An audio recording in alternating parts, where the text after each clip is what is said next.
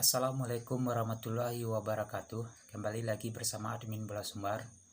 Tak bosan-bosan admin mengucapkan ribuan terima kasih kepada sanak-sanak yang selalu setia mengikuti channel Bola Sumbar, baik memberikan subscribe maupun like dan komen serta share video yang ada dalam channel ini. Oke sanak, akhirnya berita tak sedap itu menghampiri lagi klub Urang Awak Semen Padang FC setelah menelan kekalahan atas tim tamu Barito Putra pada pertandingan yang digelar Rabu sore. Ini menjadi kekalahan keempat Kabau Sirah pada musim ini dan jadi yang pertama setelah dipimpin sang karetaker Hengki Ardiles. Terlepas dari hasil pertandingan tersebut, beberapa hari sebelum laga dimulai, venue pertandingan Stadion Utama Sumbar menjadi sorotan dari netizen karena dinilai kurang layak untuk dipakai untuk klub sekelas Liga 1. Kondisi tribun timur, utara, dan selatan dinilai jelek dan jadi bahan olok-olokan netizen. Ditambah genangan air yang terdapat di kedua sisi belakang gawang utara dan selatan. Namun setelah melihat pertandingan di stasiun TV, keraguan itu seolah hilang.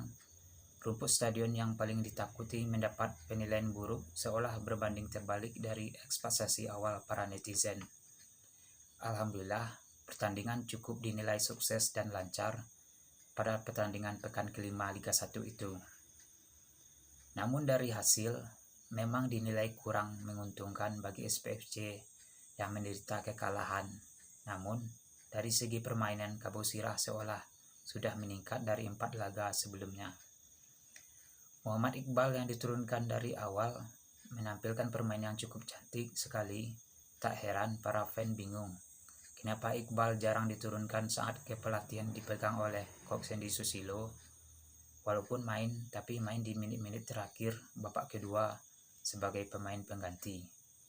Begitu juga trio center back yang diturunkan secara bersamaan juga membuat lini pertahanan seolah permainan SPFC jadi baik, terutama pada babak kedua.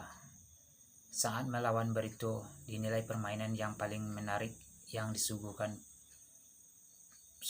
pasukan Kabau Sirah selama gelaran Liga 1 musim ini, di mana Semen Padang FC memenangi ball possession 70 berbanding 30 secara keseluruhan. Masuknya Bayu Gatra dan Michibuchi menambah daya dobrak lini serang. Ditambah posisi Martik yang diplot jadi gelandang bertahan seolah mengatur keseimbangan antar lini. Di mana kita lihat pada laga-laga sebelumnya SPFC terlalu dinilai lemah di lini pertahanan, di lini tengah ini, sehingga menimbulkan jarak antara pemain belakang dan pemain depan. Namun yang bikin kecewa pada pertandingan ini tentu dengan tidak masuknya tendangan penalti yang dieksekusi Kenneth Ngoke, plus yang paling parah dianulirnya gol Michibuchi yang dinilai melakukan pelanggaran kepada penjaga gawang Satria Tama oleh wasit. VAR tidak menanggapi wasit utama, karena kalau dilihat dari tayangan ulang, gol itu sangat bersih tanpa ada pelanggaran sama sekali. Selain itu, SPFC juga mengalami kerugian pada pertandingan berikutnya atas diganjarnya Ferdi Saputra dengan kartu merah, karena Ferdi dinilai lebih baik dari Miftah Sani yang sering blunder di beberapa pertandingan terdahulu. PR besar bagi manajemen Semen Padang FC saat ini yaitu harus dengan cepat mengumumkan pelatih kepala, dan tugas pelatih kepala yaitu memaksimalkan pemain yang ada. Dan satu lagi, renovasi Stadion Haji Agus Salim harus dipercepat karena sama-sama kita ketahui tim SPFC telah terlepas dari sanksi 3 pertandingan home tanpa penonton. Semoga saat lawan Persis Solo pada tanggal 29 September nanti kita fan dan supporter Semen